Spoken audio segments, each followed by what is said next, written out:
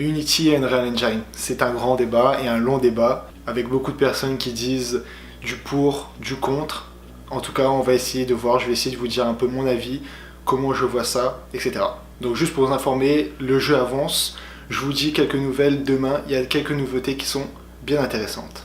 Donc alors pour commencer un peu sur Unity et Unreal,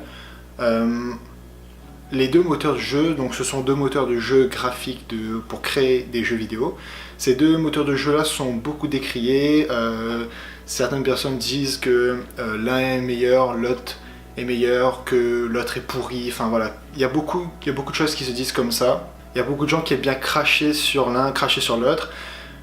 Parfois ils ont raison, parfois ils ont tort. C'est sûr qu'il y en a qui ont des défauts, il y en a qui ont des avantages, mais c'est principalement des forces que ces deux logiciels ont. Donc si vous ne connaissez pas un peu les deux logiciels, Unity c'est des gens qui font un peu des trucs comme ça.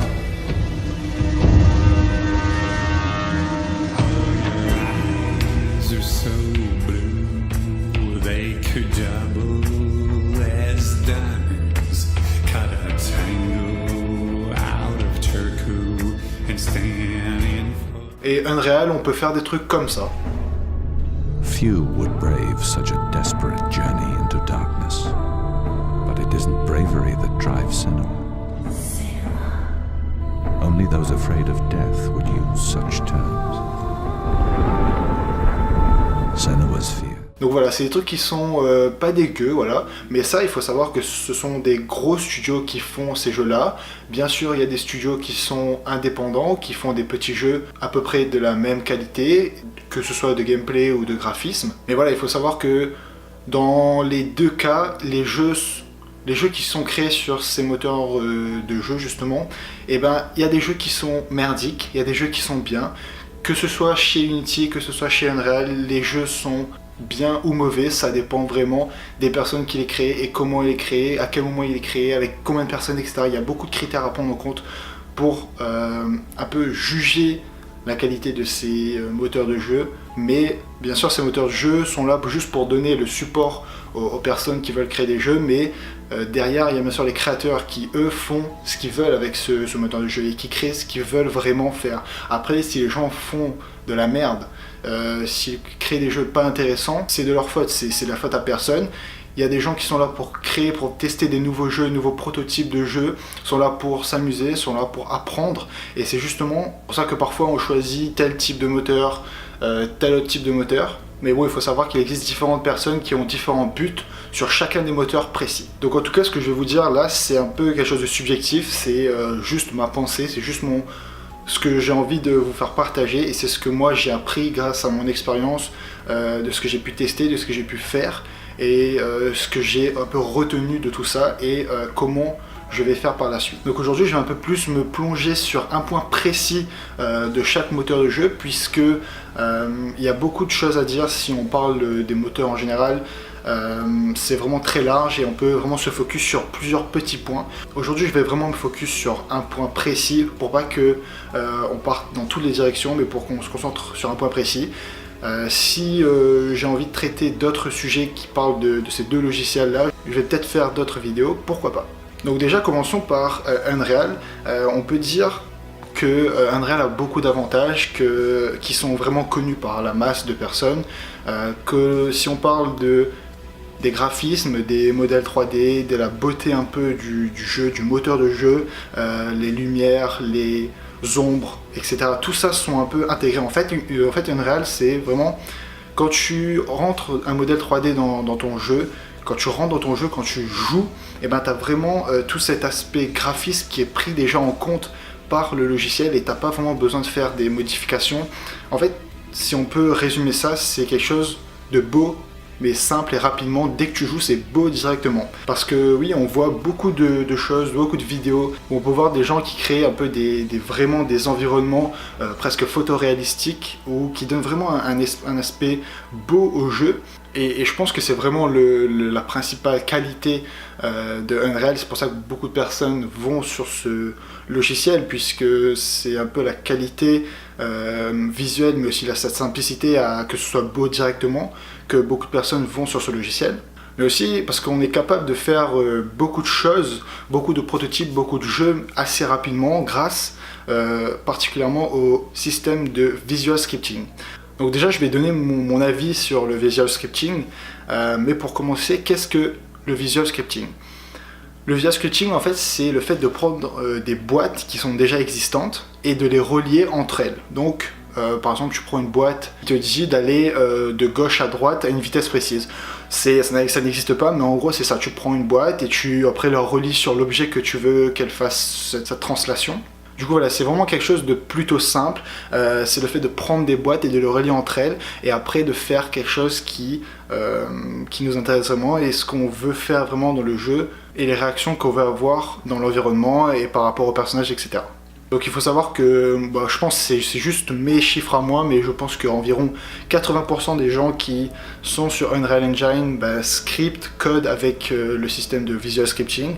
Du coup, ça a été beaucoup mis en avant puisque ça permet de ne pas, quand t'as pas vraiment les bases du codage, de faire du visual scripting, même si moi je pense que sans base, sans connaissance de l'algorithmie ou du code, tu peux pas vraiment faire ça, puisque faut savoir dans quel ordre ça part, etc. Enfin bref. Et comme j'ai déjà essayé de créer un jeu sur Unreal Engine, je peux un peu vous dire qu'est-ce que j'ai vécu, quelles ont été mes expériences par rapport à ça.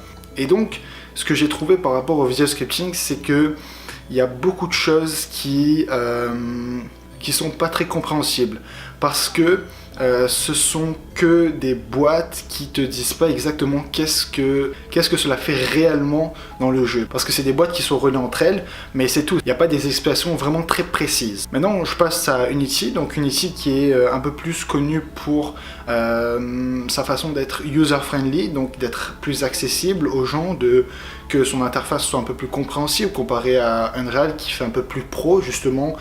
Dans ce sens aussi, les gens vont là-bas parce que ça ressemble à quelque chose de plus pro, mais Unity dans l'autre sens a un peu cette interface où on peut comprendre les choses vite, donc c'est vraiment quelque chose de très simple, mais qui au premier abord est très simple de base, mais que si ensuite on veut faire des choses un peu plus compliquées, et là justement on peut accéder à d'autres notions et à d'autres éléments de Unity qui nous permet de faire des choses beaucoup plus complexes et beaucoup plus précis dans ce que l'on veut exactement faire dans notre jeu. Et donc Unity utilise un langage de programmation qui est le C#, et en fait j'ai l'impression que vraiment beaucoup de personnes ont un peu peur de partir sur Unity à cause du C#, parce qu'ils ont peur d'ouvrir un éditeur de code, et parce qu'ils ont peur de commencer à coder, à écrire des lignes de code pour pouvoir faire leur jeu. Et du coup c'est pour ça que beaucoup de personnes partent sur Unreal grâce à son système de visual scripting où on peut juste relier les blocs.